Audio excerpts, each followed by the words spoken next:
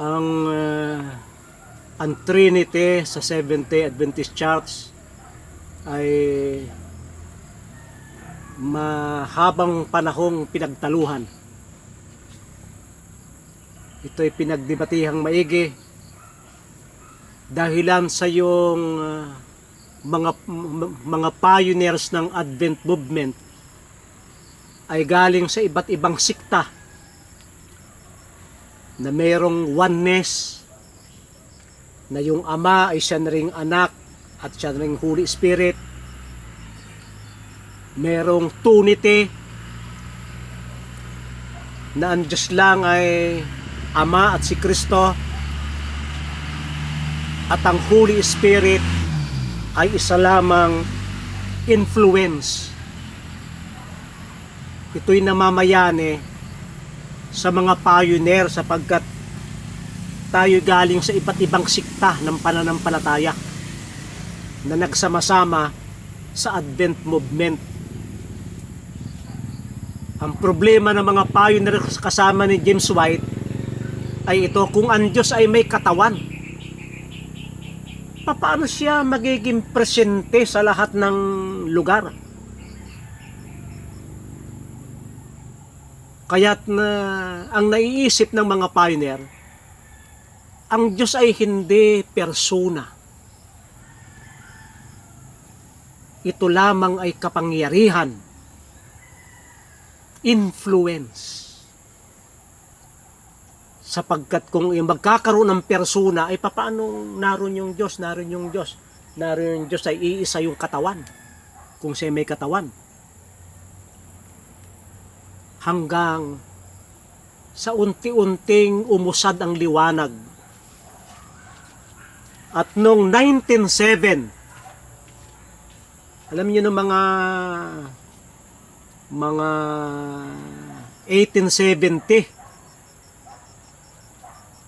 ay talagang majority noon ay ang Diyos ay hindi persona, walang katawan ang Diyos. Si A.T. Jones noong 1907 ay sumulat ng ganito: ang Holy Spirit ay hindi influence o impression o kapayapaan o katuwaan o anumang bagay. Ang banal na espiritu ay isang persona na walang hanggang banal na persona.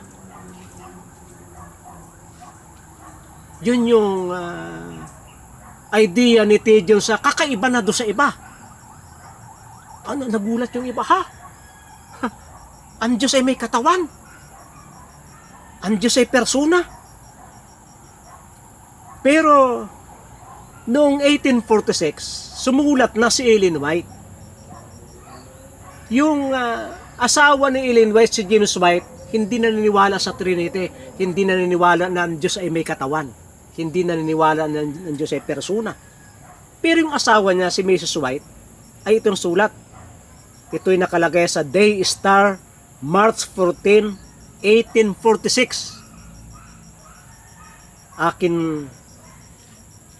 Akin tinanong si Jesus kung ang Ama ay kagaya niya na mayroong anyo, at sinabi niya sa akin, mayroon. Ngunit hindi mo ito matitingnan. Hindi mo ito makikita.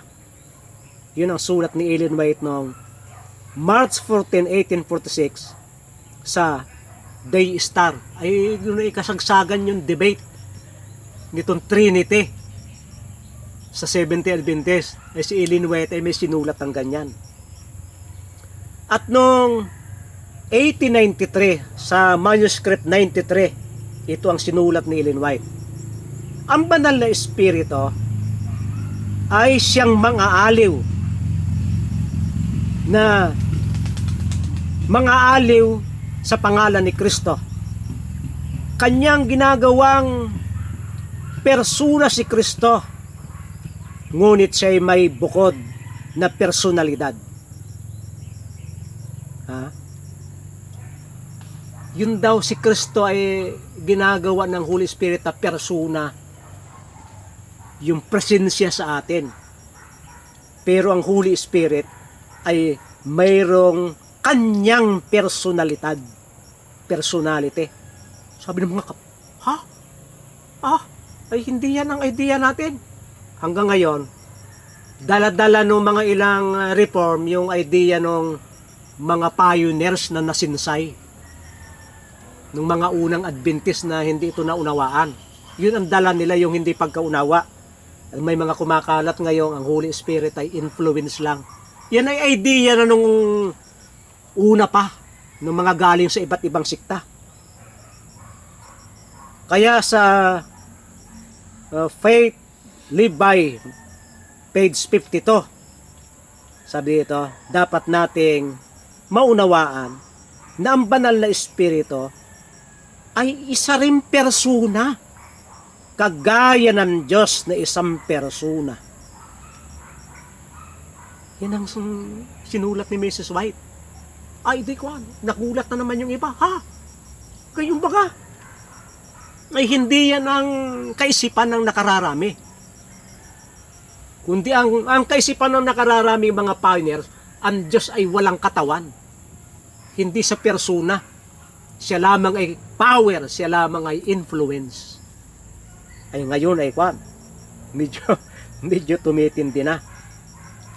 Ngayon dinagdagan pa ni Ellen White. Ito yung nasa evangelism. Mayroon anyang 3 nabubuhay na persona to sa heavenly trio sa pangalan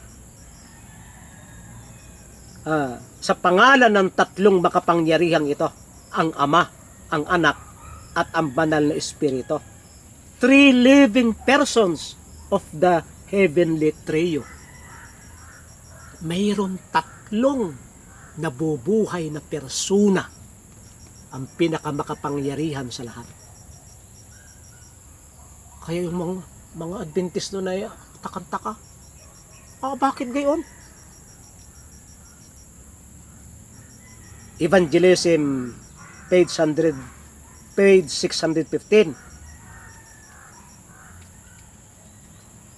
At sa Councils on Health 222, sabi dito, ang kadyusan, Godhead, ay nakikilos na may kahabagan sa sangkatauhan. At ang Ama, ang Anak, at ang Banal Espiritu ay ibinigay ang kanilang mga sarili sa gawain ng pagliligtas, sa gawain ng panukala ng pagtubos. Yun daw Ama, Anak, at Banal na Espiritu ay ibinigay ang kanilang sarili.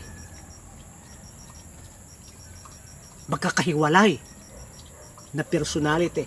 3 persona yan. Kung yan naman ay God ang tawag ninyo, kung Trinity man ang tawag, ang binanggit ni Ellen White ay yung heavenly trio. Sa Evangelism 616, ito ang sabi niya, ang walang hanggang makalangit na dignitaries, ang Diyos, si Kristo at ang Banal na Espiritu ay inarmasan sila, yung mga mananampalataya, ng higit pa kaysa mga mortal energy. Hindi lamang energy ang Father, Son at Holy Spirit, higit pa sila'y mga persona, mga dignitary. Pag sinabi man ding dignitary ay mga matataas na opisyal yan, matataas sa persona yan. Ano?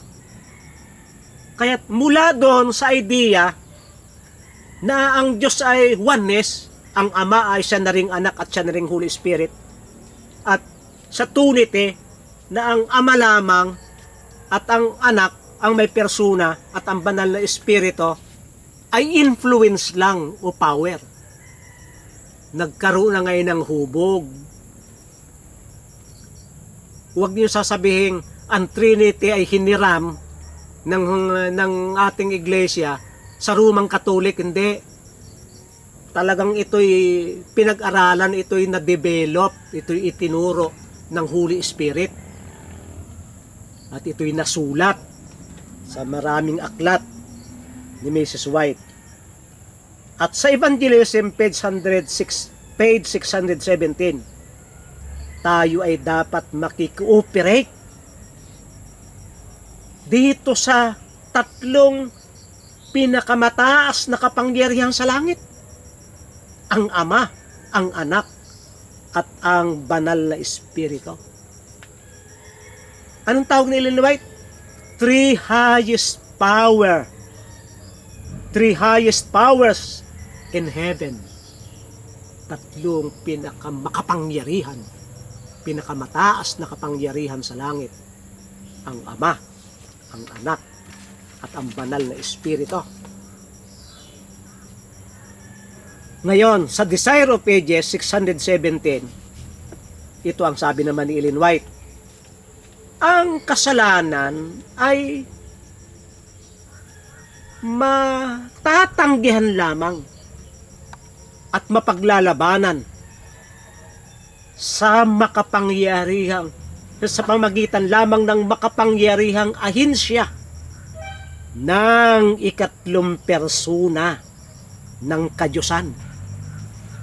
Tingnan nyo, Desire of Ages 617, yung Holy Spirit ay ikatlong persona ng Kadyusan.